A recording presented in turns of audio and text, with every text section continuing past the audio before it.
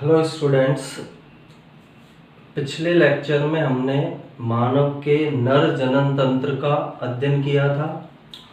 इस लेक्चर में हम मानव में मादा जनन तंत्र या फीमेल रिप्रोडक्टिव सिस्टम का अध्ययन करेंगे।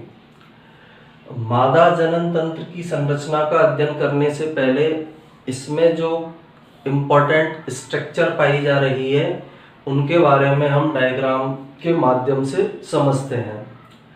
मादा जनन तंत्र में प्राथमिक जनन अंग अंडाशय होते हैं। जैसे नर जनन तंत्र में प्राथमिक जनन अंग वृषण थे, वैसे मादा जनन तंत्र में प्राथमिक जनन अंग अंडाशय होंगे। संख्या इनकी 2 होगी, एक अंडाशय है, एक अंडाशय है, संख्या में 2 पाए जाते हैं। तीसरा, अंडाशय का आकार वृषण के आकार से छोटा होता है।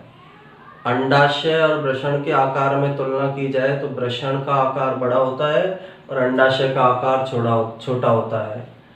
काम अंडाशय का है मादा युग्मक या अंडाणु को उत्पन्न करना। इसके अलावा मादा हार्मोन एस्ट्रोजन प्रोजेस्टेरोन को उत्पन्न करना।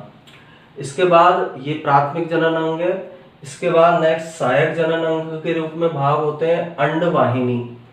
अंडवाहिनी को हम फैलोपियन नलिका भी बोलते हैं। अंडवाहिनी का ही दूसरा नाम फैलोपियन नलिका होता है। ओविडक्ट भी इसी को बोला जाता है। और अंडाशय में बनने वाले अंडाणुओं को इस अंडवाहिनी के द्वारा ग्रहण किया जाता है और इस अंडवाहिनी या फैलोपियन नलिका में ही निषेचन की क्रिया संपन्न होती है। इनकी संख्या भी 2 होगी, एक दाईं साइड और दूसरा बाईं साइड। एक अंडवाहिनी ये है, दूसरी अंडवाहिनी ये है। तीसरी स्ट्रक्चर होती है इसमें गर्भाशय। ये जो बीच में स्ट्रक्चर दिखाई दे रही है ये गर्भाशय है। गर्भाशय के नाम के अंदर ये गर्भ प्लस आशय ऐसा स्थान है जहां गर्भ या भ्रूण का विकास होता है। भ्रूण के विकास की क्रिया होती है।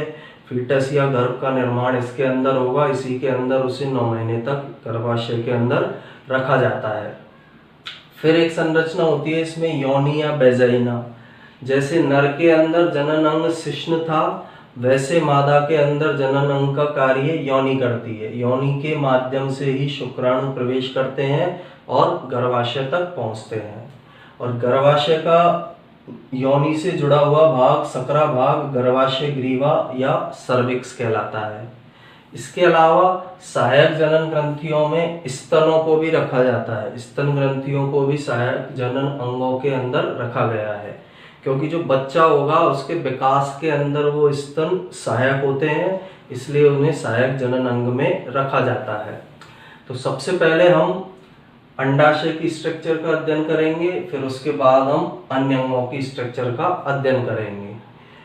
तो मादा जनन तंत्र में प्राथमिक जनन अंग एक जोड़ी अंडाशय होते हैं। प्राथमिक जनन अंग इसलिए बोला है क्योंकि इसके अंदर मादा युग्मक का निर्माण किया जा रहा है, इसलिए इन्हें प्राथमिक जनन अंग बोला है। संख्या 1 जोड़ी होगी। सहायक जनन अंग अंडवाहिनी होंगे, गर्भाशय, योनि, स्तन होंगे।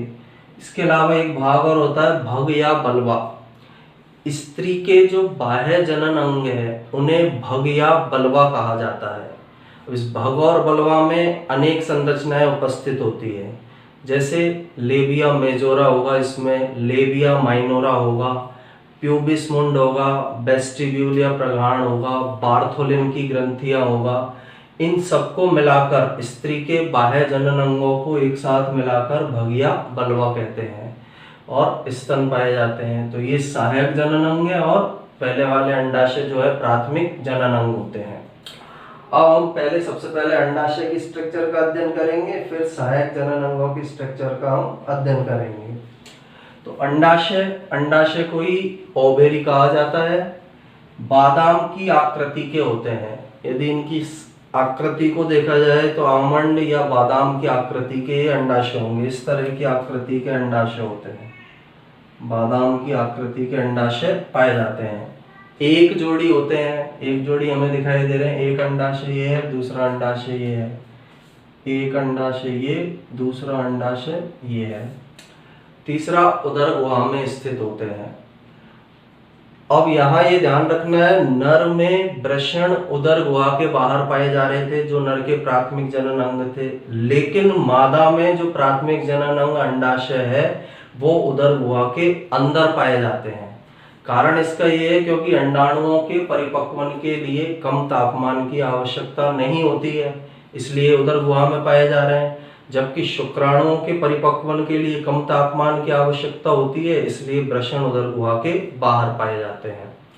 तो बादाम की आकृति के होंगे, एक जोड़ी होंगे और उदर गुहा में ये स्थित होंगे। लंबाई 1.5 से 3 सेंटीमीटर होती है, यानी वृषण से इनका आकार छोटा होगा। मोटाई 8 मिलीमीटर होती है, जो इनकी थिकनेस है या मोटाई है 8 mm होती है। स्थिति क्या है इनकी, वृक्क के पीछे जो किडनी होती है हमारी, या वृक्क जिसे बोलते हैं, उसके पीछे की तरफ ये स्थित होंगे। श्रोणी प्रदेश में ये अंश मेखला वाला हिस्सा है, यहाँ से नीचे का हिस्सा श्रोणी मेखला वाला है, तो इस हिस्से में मीजोवेरियम संरचना द्वारा उदर गुहा से जुड़े रहते हैं। तो श्रोणी प्रदेश में ये एक स्ट्रक्चर, एक प्रकार का विशेष ऊतक है, उस मीजोवेरियम या मीजेंट्री संरचना के द्वारा ये उदर गुहा से जुड़े रहते हैं।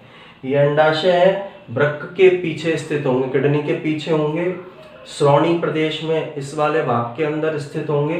मीजोवेरियम संरचना द्वारा ये उदर गुहा से जुड़े रहते हैं। मीजोवेरियम स्ट्रक्चर इनको जोड़ने का कार्य करती है, उदर गुहा से जोड़ने में सहायक होती है। इसके अलावा जो अंडाशय है एक मीजोवेरियम स्ट्रक्चर से जुड़ रहे हैं, इसके अलावा कुछ लिगामेंट्स भी होते हैं, कुछ तंतु होते हैं जिनके द्वारा ये यहाँ पर इस जो अंडाशय है गर्भाशय की दीवार से अटैच रहते हैं। लिगामेंट कुछ तंतु पाए जाते हैं जिनके द्वारा ये गर्भाशय के साथ अटैच रहेंगे या जुड़े हुए रहेंगे। कार्य इनका क्या है, अंडाणुओं का उत्पादन करना, प्राथमिक जनन अंग है, इसलिए सबसे पहला काम तो मादा युग्मक या अंडाणुओं को अंडाशय के द्वारा उत्पन्न किया जाता है। दूसरा कार्य मादा हार्मोन एस्ट्रोजन और प्रोजेस्टेरोन का स्त्रवण करना। जो मादा जनन हार्मोन है एस्ट्रोजन और प्रोजेस्टेरोन, उनको स्त्रावित करने का कार्य भी इनके द्वारा किया जाता है। तो दो काम अंडाशय के द्वारा किए जाएंगे।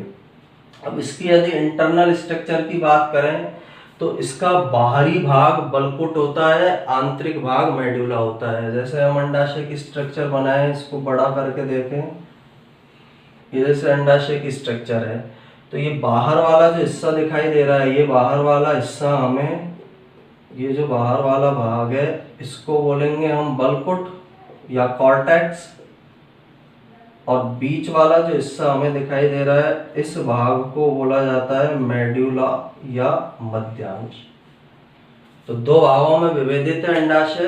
बाहर वाला हिस्सा इसका बलकुट या कॉर्टेक्स कहलाता है और अंदर वाला हिस्सा इसका मेडुला या मध्यांश कहलाता है। बायोलॉजी में एक चीज हमें याद रखनी है, जिस किसी भी अंग को दो स्पष्ट भागों में बांटा जा सके तो उसे उसके बाहरी भाग को बलकुट या कॉर्टेक्स कहते हैं, आंतरिक भाग को हम मेडुला कहते हैं। जैसे एड्रिनल ग्रंथि में होता है एड्रिनल बलकुट और एड्रिनल मेडुला।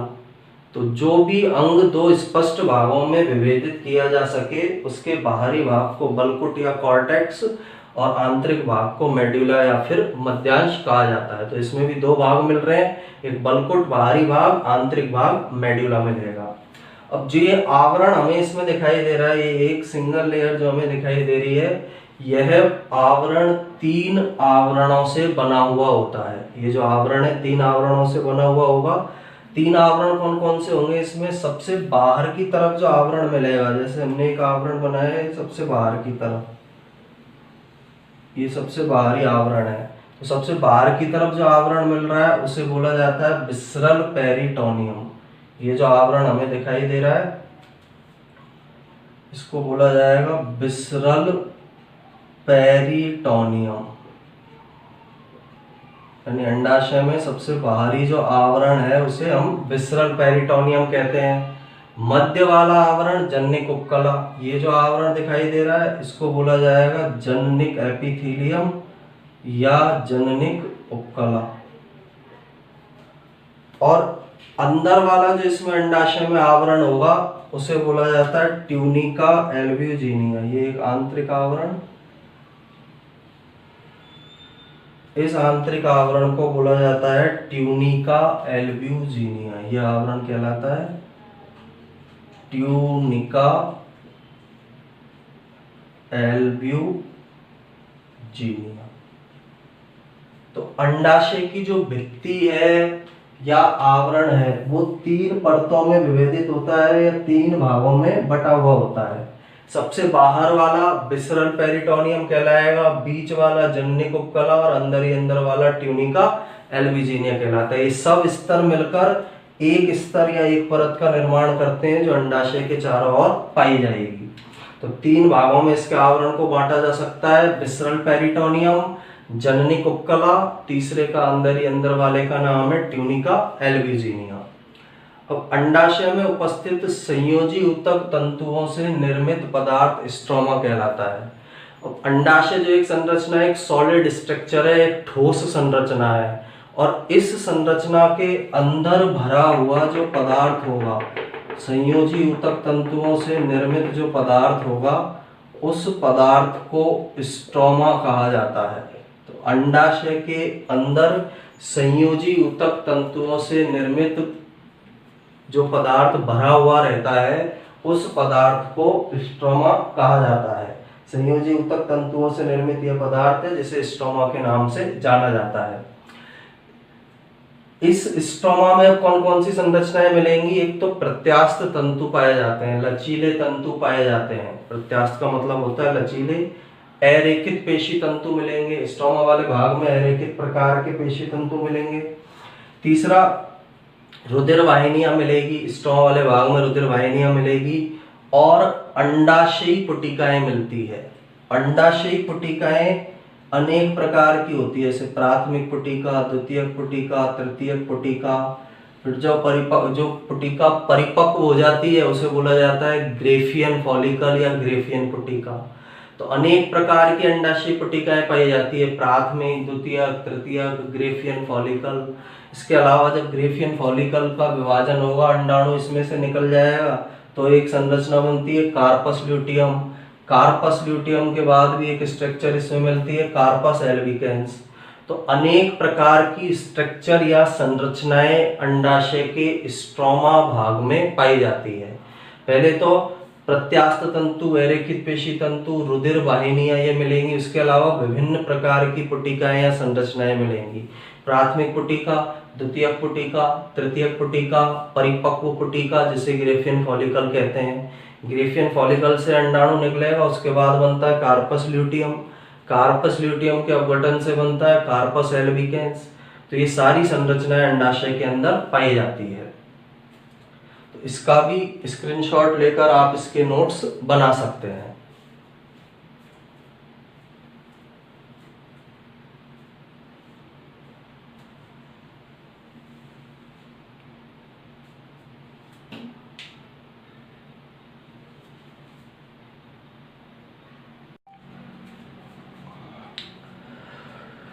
तो अंडाशय में स्ट्रक्चर के बारे में हमने इसके बारे में पढ़ा, बादाम की आकृति के हैं, वृषण से इनकी संरचना छोटी पाई जाती है और अंडाशय के अंदर विभिन्न प्रकार की संरचना इसके स्ट्रोमा भाग में है, जिनमें से प्रमुख संरचनाएं विभिन्न प्रकार की पुटिकाएं या फॉलिकल होते हैं।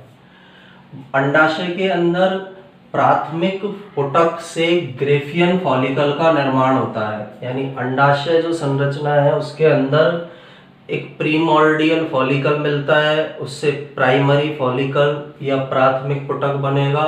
प्राथमिक पुटक से द्वितीयक पुटक, द्वितीयक पुटक से तृतीयक पुटक और तृतीयक पुटक से ग्रेफियन फॉलिकल बनते हैं। जैसे अंडाशय स्ट्रक्चर है, ये हमारी अंडाशय की संरचना है।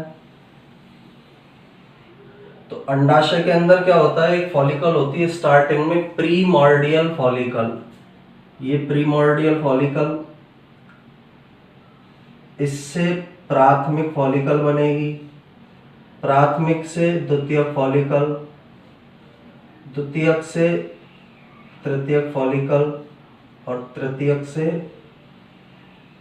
ग्राफियन फॉलिकल का निर्माण होगा। इस तरह से इसके अंदर निर्माण होगा। इनके नाम है, ये वाली है प्रीमोर्डियल फॉलिकल, ये प्राथमिक फॉलिकल है, प्राथमिक पुटिका है, ये द्वितीयक फॉलिकल या द्वितीयक पुटिका है, ये तृतीयक फॉलिकल या तृतीयक पुटिका है, और ये वाली जो फॉलिकल है इसे हम ग्राफियन फॉलिकल या ग्रेफियन फॉलिकल कहते हैं।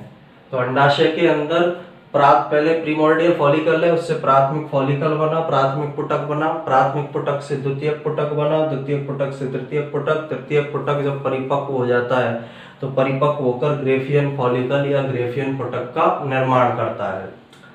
ग्रेफियन फॉलिकल जो स्ट्रक्चर है इसके अंदर परिपक्व अंड कोशिका उपस्थित होती है।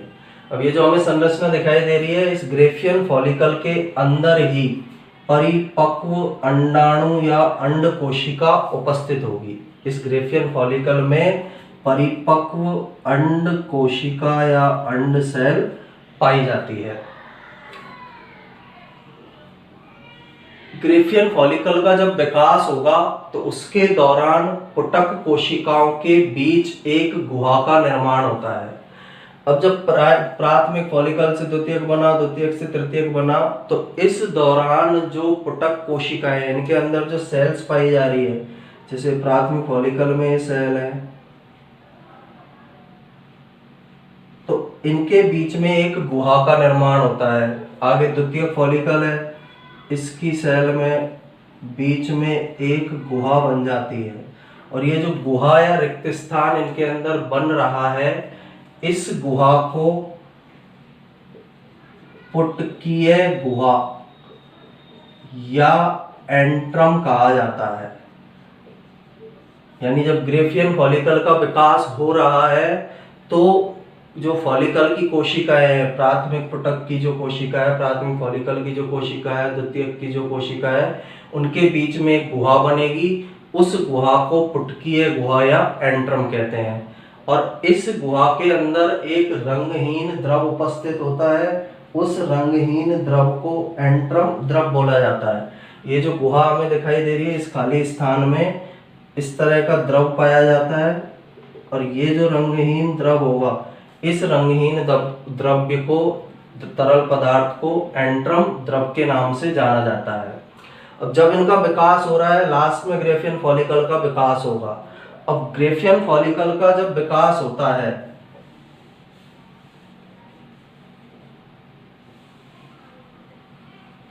प्राथमिक पुटक से द्वितीयक पुटक बने, द्वितीयक पुटक से तृतीयक बने, तृतीयक से फिर कौन सा बन गया, ग्रेफियन पुटक या ग्रेफियन फॉलिकल। तो ग्रेफियन फॉलिकल के विकास के दौरान या जब ग्रेफियन फॉलिकल बन रहा है तो एक स्थान पर उस गुहा का विस्तार नहीं होगा। यानी जैसे ग्रेफियन फॉलिकल, इसमें कोशिकाओं के बीच में जो एक गुहा बन गई है,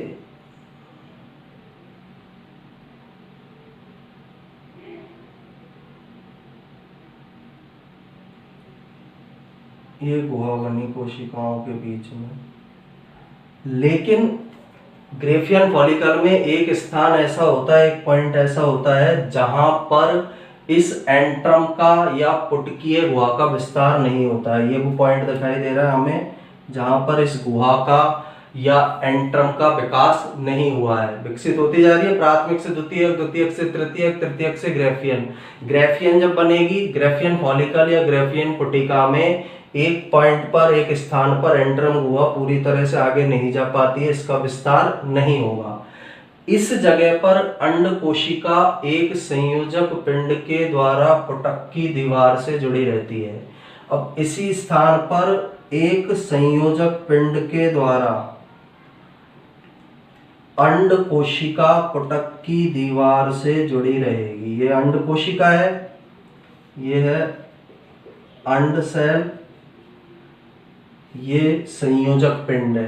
तो जिस स्थान पर ग्रेफियन फॉलिकल में एंट्रम का विकास नहीं होता है, उस स्थान पर जो अंड कोशिका है एक संयोजक पिंड के द्वारा इस फॉलिकल की दीवार से जुड़ी रहती है। और ये जो संयोजक पिंड है, इस संयोजक पिंड को क्यूमुलस ओफोरस या डिस्कस प्रोलिगेरस या अंडधर चक्रिका कहते हैं। जो संयोजक पिंड अंड कोशिका को पुटक की दीवार, ये पुटक की दीवार है, ग्रेफियन फॉलिकल की दीवार है, तो पुटक की दीवार से जोड़ेगा उस संयोजक पिंड को क्यूमुलस उफोरस के नाम से जाना जाता है। तो क्यूमुलस उफोरस या इसी को बोलते हैं डिस्कस प्रोलीगेरस या अंडदर चक्रिका। होती क्या है, जब प्राथमिक फॉलिकल से द्वितीयक बना, द्वितीयक से तृतीयक बना, तो बीच में एक गुहा बनती है जिसको बोलते हैं हम एंट्रम। एंट्रम में जो तरल पदार्थ भरा रहेगा उसको बोलते हैं एंट्रम द्रव। ये एंट्रम गुहा है, ये जो गुहा दिखाई दे रही है एंट्रम है, इसमें भरा हुआ तरल पदार्थ है एंट्रम द्रव है। जब ग्रेफियन फॉलिकल का विकास होगा, प्राथमिक द्वितीयक तृतीयक से ग्रेफियन फॉलिकल बनेगा, तो एक जगह ऐसी होगी जहां पर ये एंट्रम गुहा आगे की तरफ नहीं बढ़ पाती है। ऐसी जगह जहां एंट्रम गुहा का विस्तार नहीं होगा वहां अंड कोशिका, ये अंड कोशिका है, एक संयोजक पिंड के द्वारा पुटक की दीवार से जुड़ी रहती है। और इस संयोजक पिंड को या अंड कोशिका को पुटक की दीवार से जोड़ने वाली संरचना को क्यूमुलस उफोरस, डिस्कस प्रोलीगेरस या अंडधर चक्रिका कहते हैं। ग्रेफियन पुटक वृद्धि की अंतिम अवस्था में प्राथमिक अंड कोशिका में प्रथम परिपक्वन विभाजन से द्वितीयक अंड कोशिका बनती है। और जब ग्रेफियन फॉलिकल की ग्रोथ कंप्लीट होने वाली है तो उस समय पर जो प्राथमिक अंड कोशिका ग्रेफियन फॉलिकल में उपस्थित है उसमें प्रथम परिपक्वन विभाजन होता है, उससे द्वितीयक अंड कोशिका बन जाती है। यानी जब ग्रेफियन फॉलिकल पूरा मैच्योर होने वाला है, परिपक्व होने वाला है, ग्रेफियन फॉलिकल का निर्माण समाप्त होने वाला है, उस समय प्राथमिक अंड कोशिका में विभाजन होगा, उससे द्वितीयक अंड कोशिका बन जाएगी। और मनुष्य सहित अधिकांश स्तनधारियों में अंडाणु का उत्सर्जन द्वितीयक अंड कोशिका के रूप में होता है। मनुष्य और भी बाकी जो अधिकांश स्तनधारी है उसमें द्वितीयक अंड कोशिका अवस्था में ही अंडाणु को अंडाशय से बाहर मुक्त किया जाता है, क्योंकि इसमें जो अब द्वितीयक परिपक्वन विभाजन होगा, द्वितीयक अंड कोशिका से जो अंडाणु बनेगा वह प्रक्रिया निषेचन के समय संपन्न होगी। जब शुक्राणु इस द्वितीयक अंड कोशिका के पास आता है, इससे जुड़ता है, तब जाकर यह द्वितीयक अंड कोशिका अंडाणु का निर्माण करती है। तो सिंपल सा ये है कि ग्राफियन पुटक की वृद्धि की अंतिम अवस्था के अंदर प्राथमिक पुटक कोशिका जो है, प्राथमिक अंड कोशिका में विभाजन हुआ, द्वितीयक अंड कोशिका बनी और इसी अवस्था में अंडाणु को अंडाशय से बाहर मुक्त कर दिया जाता है। अधिकांश स्तनधारियों में इसी प्रकार से अंडोत्सर्ग होता है। अंडोत्सर्ग के समय ग्रेफियन फॉलिकल के फटने से अंडाणु मुक्त होता है। अब इस ग्रेफियन फॉलिकल में ये अंड कोशिका है, जैसे हम दूसरा डायग्राम बनाएं, से ग्रेफियन फॉलिकल है, ग्रेफियन फॉलिकल के अंदर ये द्वितीयक अंड कोशिका है। तो इसको मुक्त करने के लिए ग्रेफियन फॉलिकल क्या हो जाता है, फट जाता है। इसको बाहर मुक्त करना है अंडाशय में, इसलिए ग्रेफियन फॉलिकल फट जाएगा, तो इसके फटने से अंडाणु मुक्त होगा। अब जब ग्रेफियन फॉलिकल फट गया है तो फटी हुई इस ग्रेफियन फॉलिकल की कोशिकाओं के द्वारा एक संरचना बनाई जाती है जिसे कॉर्पस ल्यूटियम कहते हैं। यानी फटी हुई ग्रेफियन फॉलिकल की कोशिकाएं एक संरचना का निर्माण करती है अंडाशय में, जिसे कॉर्पस ल्यूटियम के नाम से जाना जाता है। फटी हुई ग्रेफियन फॉलिकल कोशिकाओं से निर्मित संरचना कॉर्पस ल्यूटियम कहलाती है। अब ये जो कॉर्पस ल्यूटियम बना है, यह कॉर्पस ल्यूटियम एक प्रकार की अंतःस्रावी ग्रंथि का कार्य करता है और इसके द्वारा एस्ट्रोजन और प्रोजेस्टेरॉन हार्मोन स्रावित किए जाते हैं। इसके अंदर उपस्थित होगा एस्ट्रोजन प्रोजेस्टेरॉन हार्मोन का स्त्रवण इसके द्वारा किया जाएगा। ये हार्मोन गर्भाशय और स्तन ग्रंथियों को क्रियाशील बनाए रखते हैं। और वयस्क महिला के अंडाशयों में लगभग 4 लाख ग्रेफियन फॉलिकल मिलते हैं। दोनों अंडाशय में ग्रेफियन फॉलिकल की संख्या 4 लाख होती है, लेकिन अधिकांश ग्रेफियन फॉलिकल अपहाशित हो जाते हैं, नष्ट हो जाते हैं और मासिक चक्र के समय इन्हें शरीर से बाहर निकाल दिया जाता है। मासिक चक्र जब आता है महिलाओं में, आर्तक चक्र, तब इन अपहाशित ग्रेफियन फॉलिकल को बाहर निकाल दिया जाएगा। और एक महिला के द्वारा अपने जीवन भर में लगभग 400 अंडाणुओं को मुक्त किया जाता है। एक महिला लगभग 400 अंडाणुओं को मुक्त करती है। दोनों अंडाशय से मुक्त होने वाले अंडाणुओं की संख्या 400 होगी। जो कार्पस ल्यूटियम संरचना है वो उसमें बनी रहेगी अंडाशय में।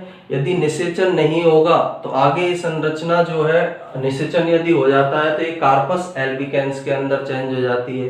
कार्पस ल्यूटियम से ही एक और स्ट्रक्चर बनती है, उस स्ट्रक्चर या संरचना को हम कार्पस एल्बिकेंस कहते हैं। कार्पस एल्बिकेंस भी जो निषेचन क्रिया है या इन गर्भाशय स्तन ग्रंथियों के विकास के अंदर सहायता प्रदान करने का कार्य करता है। तो ये अंडाशय की आंतरिक संरचना यहाँ पर कंप्लीट होती है। तो स्टार्टिंग से एक बार हम रिवाइज करें, दो होते हैं, दाएं बाएं साइड उपस्थित होंगे अंडाशय। सेकंड, बादाम की आकृति के होते हैं, वृषण से इनका आकार छोटा पाया जाता है। कार्य क्या है? अंडाणुओं को उत्पादन करना, अंडाणुओं को मुक्त करना और प्रोजेस्टेरॉन एस्ट्रोजन हार्मोन का सिक्रेशन करना। इसकी स्ट्रक्चर की बात करें तो इनकी जो आवरण है, बाहर वाला आवरण है, इसके ऊपर जो आवरण पाया जा रहा है 3 भागों में विभेदित होता है। बाहरी आवरण, मध्य आवरण और आंतरिक आवरण इसके अंदर पाया जाएगा। तीनों आवरण मिलकर अंडाशय की भित्ति का निर्माण करते हैं। अंडाशय का बाहरी भाग बल्कुट या कॉर्टेक्स कहलाता है और आंतरिक भाग मेडुला या मध्यांश कहलाता है। इसमें संयोजी ऊतक तंतुओं से निर्मित पदार्थ स्ट्रोमा भरा होता है। स्ट्रोमा के अंदर विभिन्न प्रकार की संरचनाएं जैसे रुधिर केशिकाएं, तंत्रिका कोशिकाएं, प्रत्यास्थ तंतु और विभिन्न प्रकार की पुटिकाएं पाई जाती है। इन पुटिकाओं में विकास होने से प्राथमिक से द्वितीयक बनेगी, द्वितीयक से तृतीयक बनेगी और ग्रेफियन फॉलिकल बनती है। ग्रेफियन फॉलिकल के अंदर ही परिपक्व अंड कोशिका उपस्थित होगी। जब ग्रेफियन फॉलिकल का विकास होता है तो फॉलिकल की कोशिकाओं के बीच एक गुहा बनती है जिसे एंट्रम कहते हैं। एंट्रम में भरा हुआ रंगीन तरल पदार्थ एंट्रम द्रव कहलाता है। जब ग्रेफियन फॉलिकल विकसित हो जाता है तो उसके अंदर एक ऐसी पोजीशन होती है जहां तक एंट्रम का विकास नहीं हो पाता है। तो उस स्थान पर अंड कोशिका एक संयोजक पिंड से इस ग्रेफियन फॉलिकल की दीवार से जुड़ी रहेगी। उस संयोजक पिंड को क्यूमुलस ओफोरस, डिस्कस प्रोलिगेरस या अंडदर चक्रिका के नाम से जाना जाता है। ग्रेफियन पुटक जब वृद्धि की लास्ट स्टेज में है तो इसके अंदर उपस्थित प्राथमिक अंड कोशिका में विभाजन होगा जिससे द्वितीयक अंड कोशिका बनेगी और अधिकांश स्तनधारियों में द्वितीयक अंड कोशिका अवस्था में ही अंडाणु को बाहर मुक्त कर दिया जाता है या इसका अंडोत्सर्ग किया जाता है। ग्रेफियन पुटक फटता है, इस द्वितीयक अंड कोशिका को बाहर मुक्त करेगा। फटने के बाद ग्रेफियन पुटक के द्वारा कार्पस ल्यूटियम नामक स्ट्रक्चर बनाई जाती है। इसकी कोशिकाओं के द्वारा कॉर्पस ल्यूटियम संरचना बनेगी और यह कार्पस ल्यूटियम संरचना अंतःस्रावी ग्रंथि का कार्य करती है। इसके द्वारा प्रोजेस्टेरॉन एस्ट्रोजन हार्मोन का सिक्रेशन किया जाता है जो गर्भाशय और स्तन ग्रंथियों को क्रियाशील बनाए रखने का काम करेंगे। और 4 लाख ग्रेफियन फॉलिकल दोनों अंडाशय में उपस्थित होते हैं लेकिन अधिकांश नष्ट हो जाते हैं और मासिक चक्र के समय इन्हें बाहर निकल दिया जाता है। तो ये सारी स्ट्रक्चर हमारी अंडाशय जो ये स्ट्रक्चर है इसकी आंतरिक संरचना के अंदर आती है। इसके बाद जो हम नेक्स्ट इसके अंदर स्ट्रक्चर है अंडवाहिनी या फैलोपियन नलिका की स्टडी करेंगे। इसके नोट्स बनाने के लिए आप इसका स्क्रीनशॉट ले सकते हैं।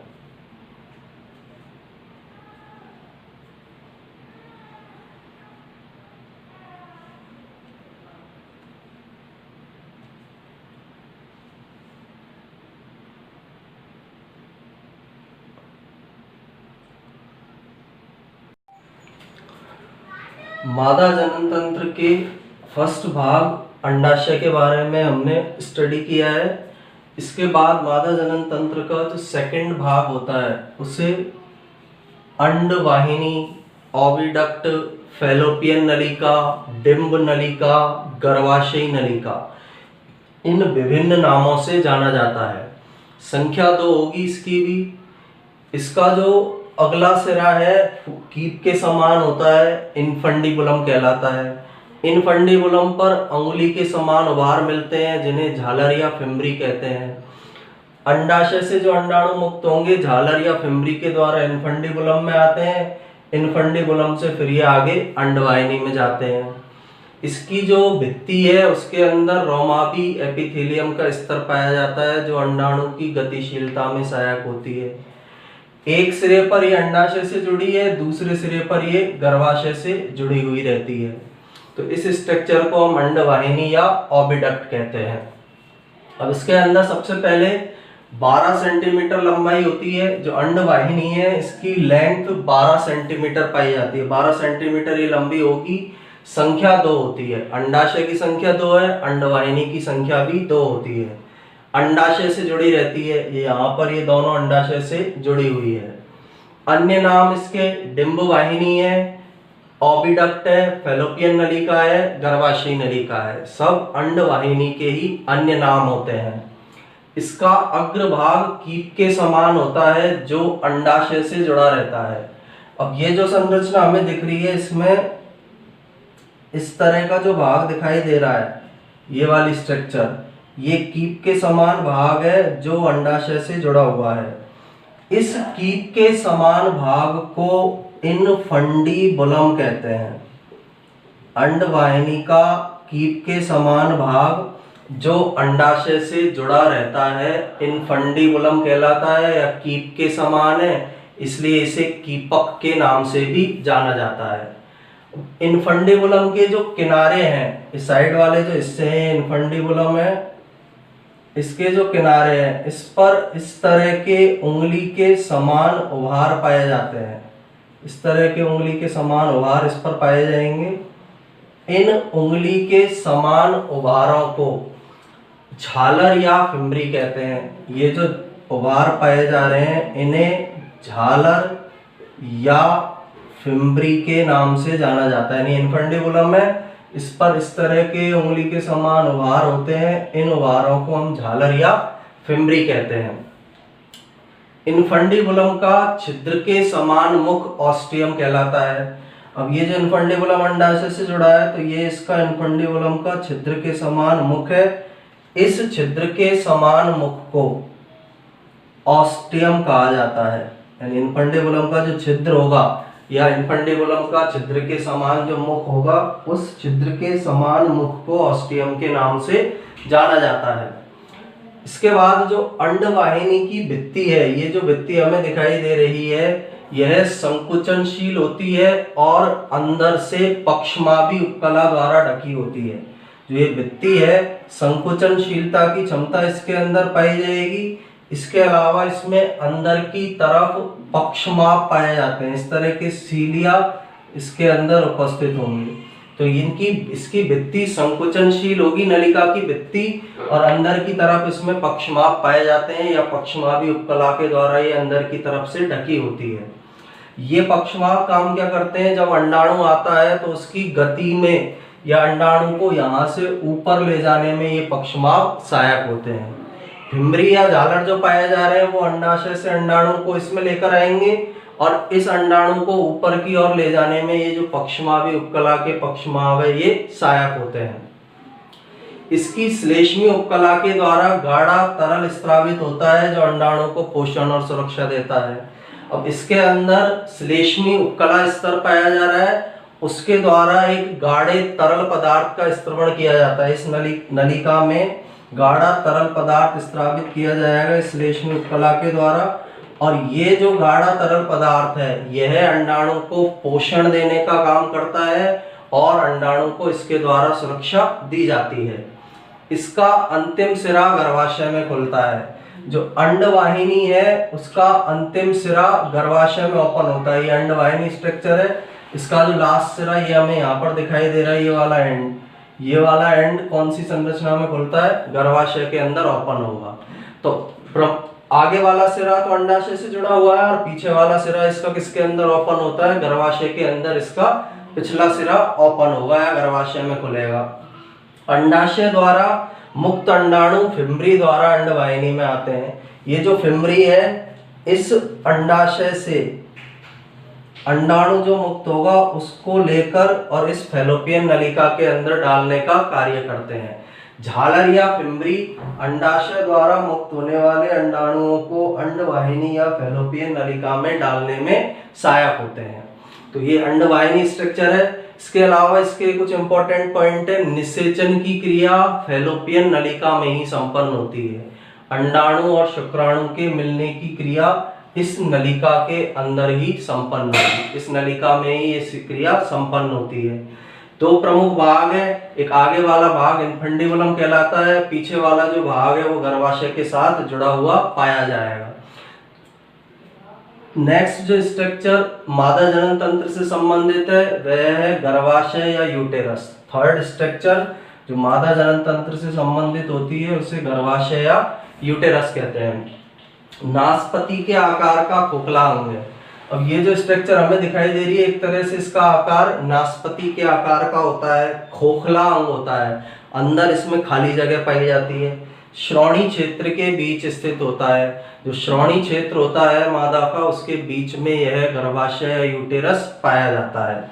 ये अंश मेखला वाला हिस्सा है अंशीय क्षेत्र, इससे नीचे कमर से नीचे वाला हिस्सा श्रोणि क्षेत्र है, वहां पर ये स्थित होते हैं। 3 लिगामेंट द्वारा इसे श्रोणि गुहा में जोड़ा जाता है। जो श्रोणि क्षेत्र है उसमें इसको जोड़े रखने का कार्य, पीछे से इसको पकड़े रखने का कार्य 3 लिगामेंट के द्वारा किया जाता है। ये पीछे की ओर से 3 लिगामेंट या 3 लिगामेंट तंतुओं के द्वारा ये जुड़ा रहता है।